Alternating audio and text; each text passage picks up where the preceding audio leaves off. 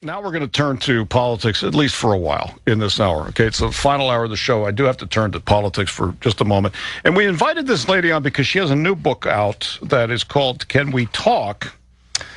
Ladies, Can We Talk? And it talks about women and politics. And so many people, or so many analysts, so many experts are saying, women are going to be the key to this election. I don't know whether that's true or not, but a political strategist and author of Ladies, Can We Talk? America Needs Our Vote, Debbie Georgatos, on our Disc Institute of Pittsburgh Newsline right now. Debbie. Hello, thanks for having me on. We've had you on before, as I recall. It's been a while, but thank you for joining us this afternoon. Give me the overview of this book, and then we'll go from there. It just makes the argument that conservative policies are better for women, no matter what the liberal politicians say. It runs through policy areas. It makes just basic data arguments. But the bottom line is limited government and liberty are better for women and better in every way, economically, and it's better in impacting their lives. Okay, and as I understand it, one of your key, and you are a Ted Cruz supporter, and we'll get to that shortly, but one of your main points is that you're trying to get women to understand that they'd be better off if they voted conservative, not necessarily Republican. So explain what you see as the difference there.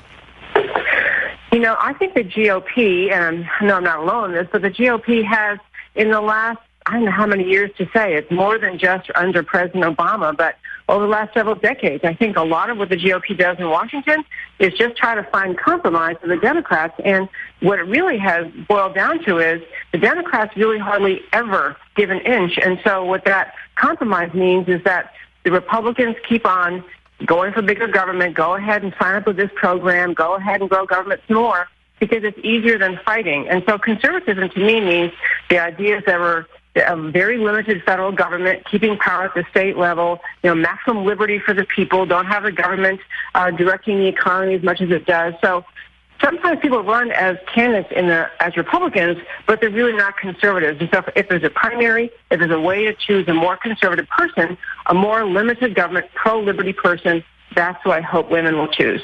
Okay, and so and all of that makes perfect sense, and I pretty much agree with it, frankly. I don't call myself a conservative. I call myself a libertarian because I think what you've described is a libertarian, didn't you?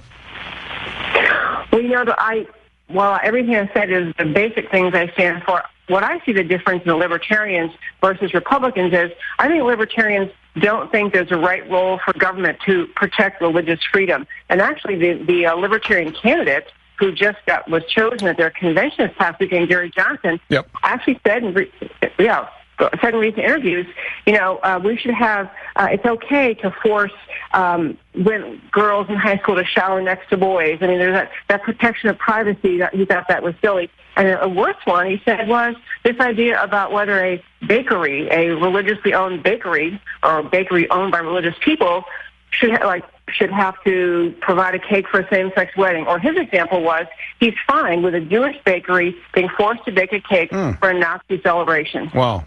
Well, see, now to me, that's not really purely libertarian, because the libertarian would say, as I've said, I don't want to get off too much on this tangent, but I mean, does this, I'll make this statement and you tell me whether this makes sense to you and whether this is something you could agree with.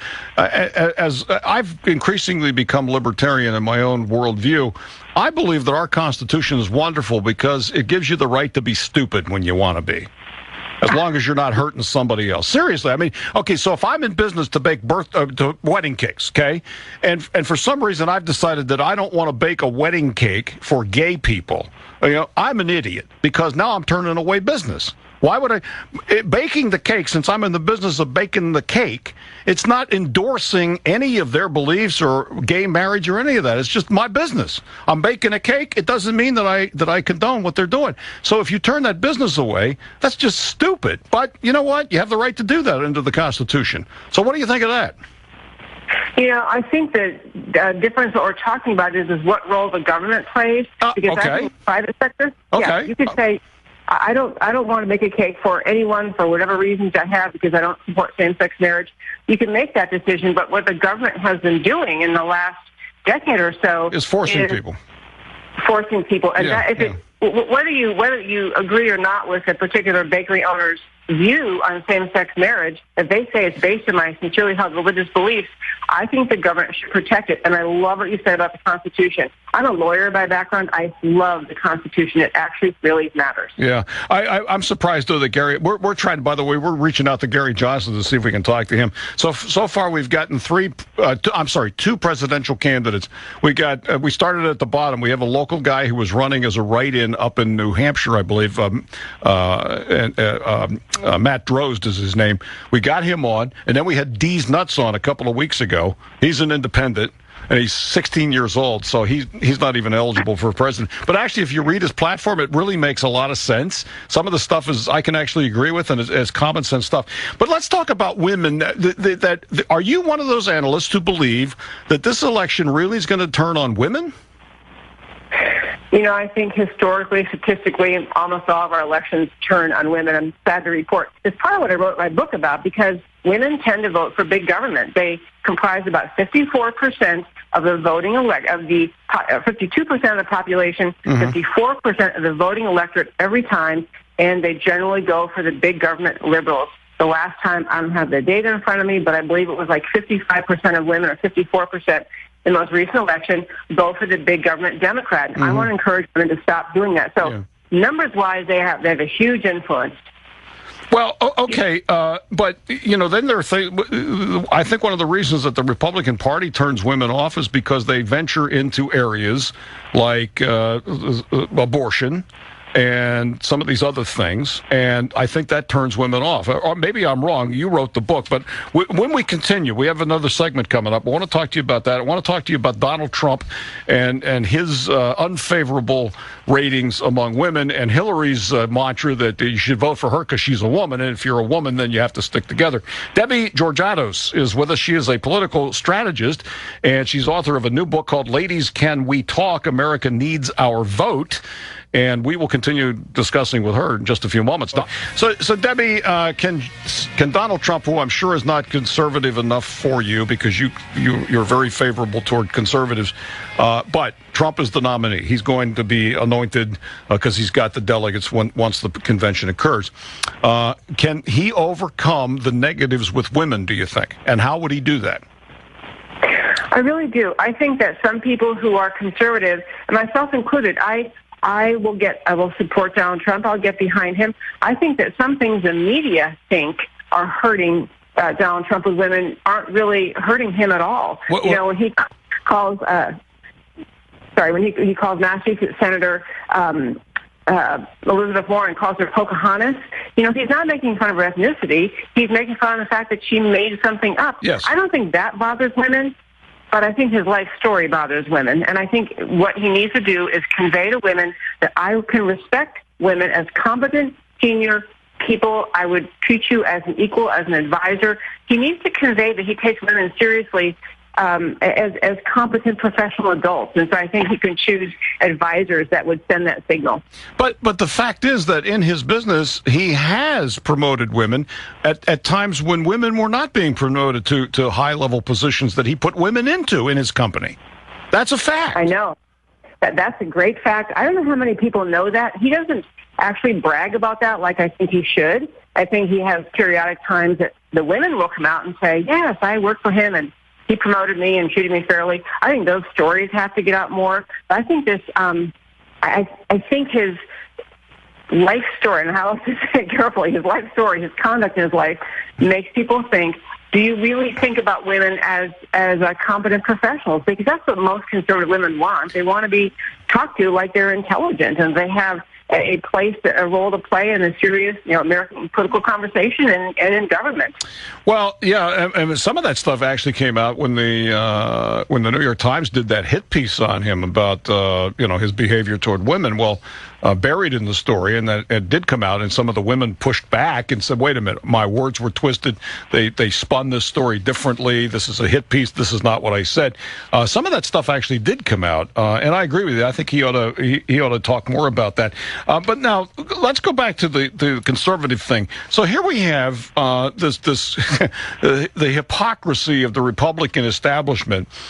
They wanted Trump to agree and pledge not to run a third-party candidacy if he didn't didn't win the nomination. So look, what are they doing now? Now they're trying to get a third party. And Bill Kristol, a leading conservative, supposedly, Bill Kristol, says that we've got somebody in the wings. We're just dotting the I's and crossing the T's. And Kristol says things like, for example, do you think that Trump appointees to the Supreme Court are going to overturn Roe versus Wade? First of all, nobody's going to overturn Roe versus Wade. Do you honestly believe that would actually happen? No, I don't think that would happen, but I do think how Donald Trump could help himself on the Supreme Court thing is to say, I am going to turn to Ted Cruz or some other serious conservative, and I will work with them to make my choices, make my choice of nominee to the Supreme Court. That would help him a lot, because that is one of the things that concerns me about him. On the other hand, people who are worried about who Hillary would choose for Supreme Court, that's one of the main things will bring conservatives around to Donald Trump, is to say, we just can't have Hillary appointing those justices. But at the same time, and I know most of the time the conservatives are in the Republican Party, right? They don't show up in the Democrat Party because they've moved so far to the left now it's not even funny. So the conservatives are generally Republican, but this is, I think, part of what scares women away from the Republican Party is when they start talking about, the abortion issue and some of those things. Women see that as an attack on their own freedom. They're this is my body. I'll do with it as I please. Stop trying to interfere with my body, me and my body. I mean, and I think you would acknowledge, or maybe you wouldn't, but I think you would acknowledge that that's part of the Republican Party's problem, isn't it? Well, I think there is a segment of the women voters in America for whom that's their number one issue. But that's part of what I talk about in my book, Ladies, Can We Talk, is diving into data about what drives women, their vote. And there is a very vocal segment of women in America that say we're all about pro-choice and this is 100% driving us.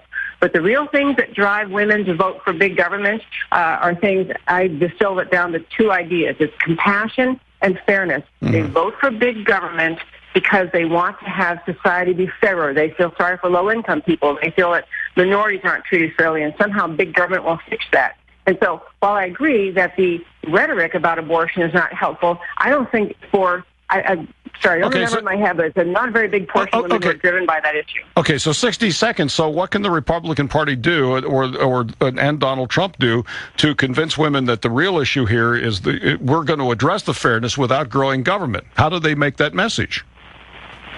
I think they have to go back to these founding ideas of selling the concepts of how much free markets, capitalism, what the American system created, the wealthiest middle class on earth because of these basic ideas. And we have to say them proudly because that's what made America strong. It made us the most bountiful and prosperous country on the planet. Push what worked in the past because it still works today. But that idea has been corrupted. I mean, look at the corporatism that's in both parties, not just the current administration, both parties. The corporatism, that's what Bernie Sanders is talking about.